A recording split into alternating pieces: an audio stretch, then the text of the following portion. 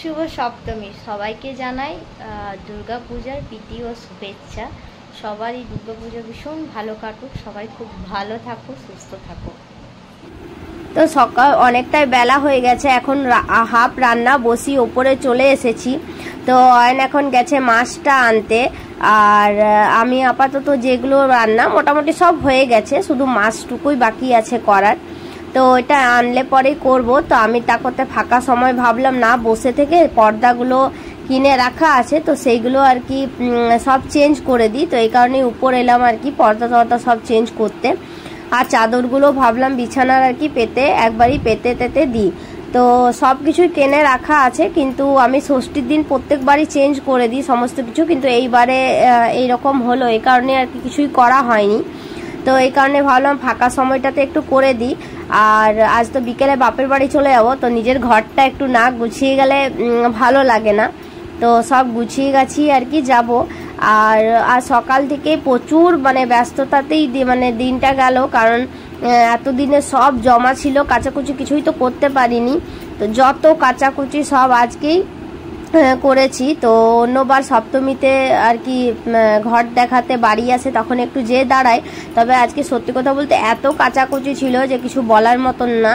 তো এই কারণে আজকে এই বছর ছুতেও কিছু পাবো না, কিছু করতেও পাবো না। তো ওই কারণে তবুও ভেবেছিলাম শাড়িটা পরে সব রেডি করেই রেখেছিলাম যে একটু শাড়ি পরে দাঁড়াবো গা, মায়ের আশা দেখবো। তো তবে এতই কাচাকুচি ছিল যে একদমই বেরোতেও পারিনি আর কিছু করতেও পারিনি। শাড়ি পরে এতটাই কাচাকুচি ইয়ে ছিল। তো যাই হোক, এখন আপাতত সব ঘরের পর্দাগুলো আর কি চেঞ্জ করে নিচ্ছি আমি একটু করে পরিষ্কার করে। ঘর ঝাড়াঝুড়ি মোটামুটি হয়ে গেছিল, তবে কি বলবো, ওই যে আবার এতদিনে দিয়ে একদম নোংরা বসে গেছে সব ঝুল। তো সেগুলো আর কি একটু একটু করে পরিষ্কার করে আর এইগুলো করছি আপাতত। এগুলো করে ধরে এবারে রান্না, আবার মাছ তো চলে এসেছে এতক্ষণে। তো এবার যাই নিচে, আবার মাছটা বসাবো। মাছটা হয়ে গেলে হয়ে যাবে, তবে আবার খাবারও সময় হয়ে যাচ্ছে। তারপরে এবার ভাবছি খেয়ে দিয়ে একটু চাদর টাদর সব ভালো করে পেতে পুঁতে তারপরে আর কি বেরোবো আস্তে আস্তে।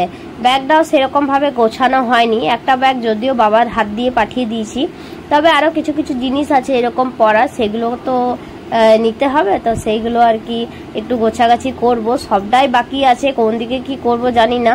তবে নিজের ঘরকে এরকম ফেলে রেখেও যেতেও আর কি ভালো লাগে না।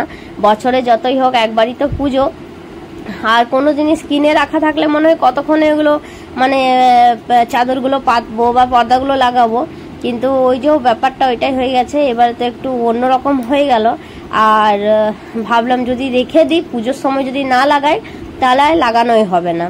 তো এই কারণে ভাবছি যে না, নিজের ঘরটাকে আগে ভালোভাবে গুছিয়ে গাছিয়ে নিয়ে নিচে রান্না করে এলাম। আর সকালে যত কেচেছিলাম 2 বালতি সব উপরে মেলা আছে, সেগুলো মোটামুটি শুকিয়ে গেছে। এত তো একসাথে মেলা সম্ভব হয়নি।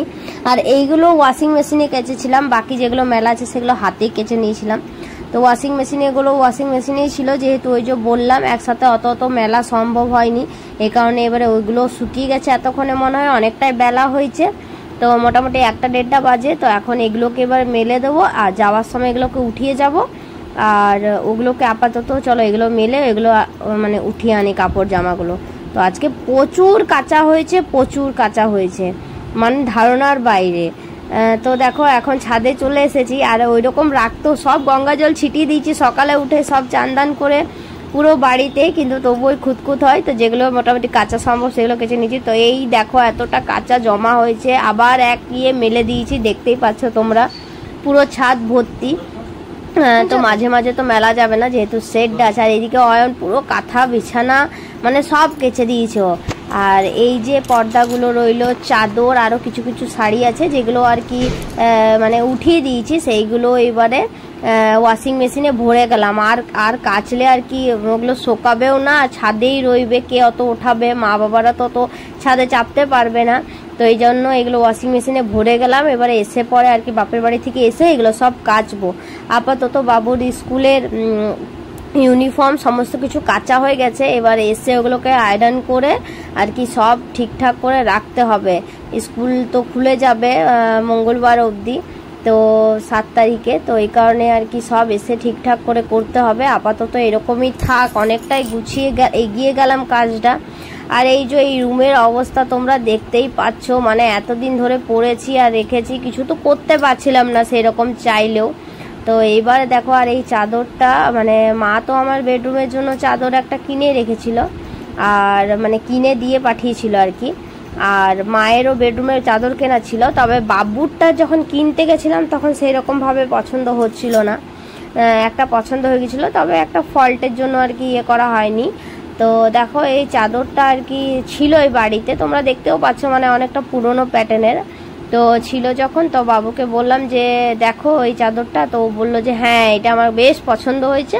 তো এখন এইটাই ওর রুমে পেতে দেবো আপাতত, আর পরে তখন দেখা যাবে। এই বছর আপাতত তো নতুন হলো পাতা, তো এটাই পেতে দিচ্ছি। আর ওর তো কেনা হয়নি ওর রুমের চাদরটা, যাই হোক এটাও পেতে সুন্দরই লাগছে। তো দেখো মায়ের রুমটাও রেডি মোটামুটি, সব হয়ে গেছে পাতা, আর এই রুমটাও গোছানো হয়ে গেছে। ব্যাগ ট্যাগগুলো এবারে মানে সরাবো আর কি, শুধু বাস। তাও মোটামুটি অনেকটাই এগানো হয়ে গেছে। আর আমার রুমটাও এই যে ইউনিকর্ন, এইটা এখন ভাবছি বাবুর রুমে পেতে দিলে ভালো হতো, তবে না ঠিকই আছে, অনেকটাই বড় চাদর এইটা। বাবুর রুমের খাটটা তো চলো এবার আস্তে আস্তে রেডি হয়ে খাওয়া দাওয়া করে আর কি রেডি হয়ে বার হব। প্রায় 2:30 বাজতে যায়।